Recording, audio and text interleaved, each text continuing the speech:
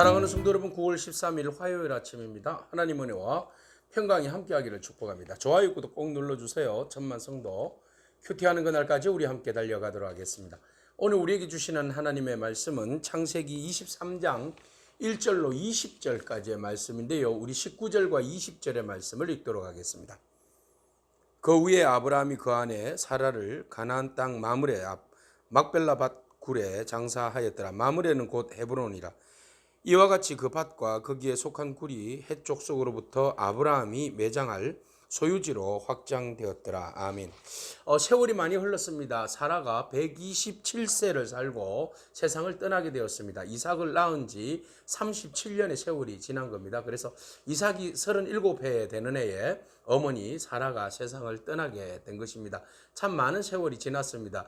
자, 세월이 지나는 동안에 헤브론에 이들이 정착을 하고 살고 있었기 때문에 그곳에서 사라를 장사할 수밖에 없는 그런 상황이 되었습니다. 그래서 아브라함은 사라를 묻을 그런 장사 지낼 굴을 찾고 있었고, 마침 그곳에 해쪽 속들에게 가서 마침 내 아내가 죽었으니 장사 지낼 곳을 너희들에게 요구할 때에 좀 나에게 배려해달라고 그렇게 부탁을 하게 됩니다.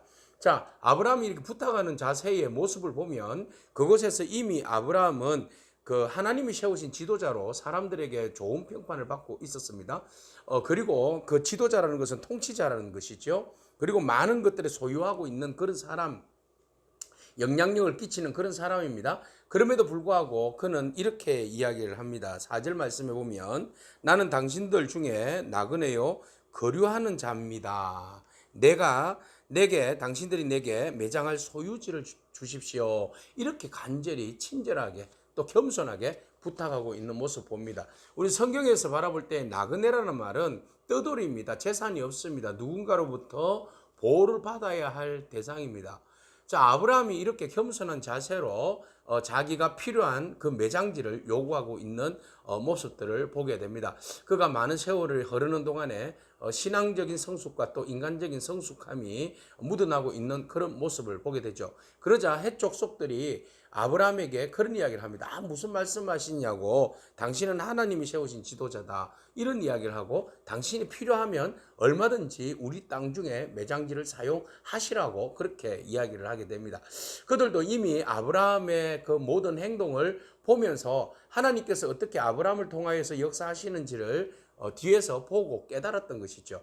여전히 우리의 삶도 이렇게 적용되는 것입니다. 다른 사람들이 먼저 그리스도를 만나기 전에 그리스도인을 먼저 만나게 되는 것이죠. 우리를 먼저 만남으로 인하여서 우리를 통하여서 그리스도를 발견하게 되고 그리스도를 알아가게 되고 그리스도를 믿게 되는 것입니다. 이만큼 우리의 역할이 얼마나 세상 가운데서 중요한지 주님은 우리에게 빛과 소금이라고 그렇게 말씀하셨습니다.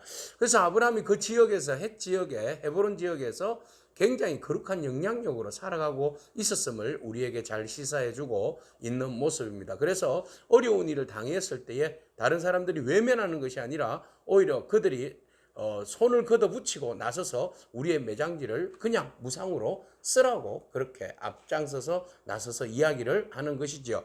그런데 말입니다. 아브라함이 그들의 배려에도 불구하고 이런 이야기를 합니다. 내가 본 그 밭이 있는데 그곳에 굴이 있는데 바로 그 굴이 막벨라 굴인데 그것을 나에게 팔아라. 내가 충분한 대가를 지불하고 그것을 나의 매장할 소유지로 삼겠다. 이런 이야기를 합니다. 그러니까 매장지를 그냥 받겠다는 것이 아니라 내가 충분한 대가를 치르고 나의 그 매장 소유지를 나의 소유로 삼겠다는 겁니다. 그러니까 그들이 말합니다. 아이고 무슨 그런 말씀을 하시냐고. 11절에 보니까 그 밭을 우리가 당신에게 드리겠다. 당신이 필요한 대로 쓰시라. 이렇게 계속 권유를 합니다. 그러자 아브라함은 겸손하게 백성들 앞에서 몸을 굽히고 이런 이야기를 하죠. 그 밭값을 내가 당신들에게 기꺼이 드리겠다고. 나의 죽은 자를 위해서 내가 장사할 텐데 그 값을 내가 충분히 치를 테니까 허락해 달라고 이런 이야기를 합니다. 그러자 15절에 에브론이 아브라함이 그런 이야기를 합니다. 약간 그 장난기 섞인 이야기면서도 굉장히 그 고가의 그 값을 이야기합니다. 처음에는 뭐 안 주시도 된다고 이렇게 이야기를 해놓고 그 다음에 땅값을 뭐라고 이야기하는가 하면 15절에 은 400세겔이라고 이야기합니다. 상당히 많은 가치입니다. 터무니없는 비싼 값입니다. 그것을 요구하게 되자 아브라함은 두말하지 않습니다. 아예 무슨 농담을 하세요. 이것도 아닙니다. 너무 비쌉니다. 이것도 아닙니다. 안 삽니다. 이것도 아닙니다. 기꺼이 그들이 요구하는 대로 아브라함은 은 400세겔을 지불을 합니다. 그리고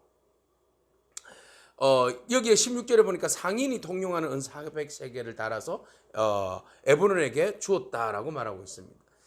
그리고 그 밭에 대하여서 이제 선언을 합니다. 18절에 성문에 들어온 모든 햇사람, 햇족속을 보는 데서 아브라함이 소유로 확정된지라. 이것은 내가 당신들에게 은 400세겔을 주고 산 땅입니다 라고 이야기를 합니다.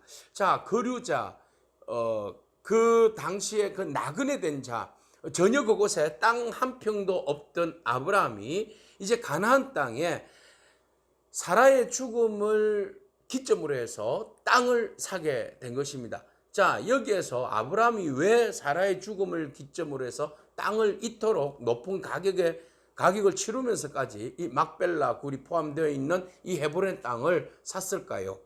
네, 그것은 바로 약속에 대한 비전의 성취의 일원입니다. 하나님께서 이 땅을 너희와 너희 자손들에게 주겠다고 말씀하셨는데 그 땅을 이제 내가 그 땅을 차지하고 또 이것을 나의 자손들에게 이제 죽음 앞에서 우리가 자손들에게 무엇인가를 남겨줘야 할 텐데 하나님 주신 비전을 그냥 나만 안고 떠나갈 수는 없잖아요. 이것을 자손들에게 하나의 교육적인 방법으로 보여주는 겁니다. 하나님이 이 땅을 너희에게 주시겠다고 말씀하셨다.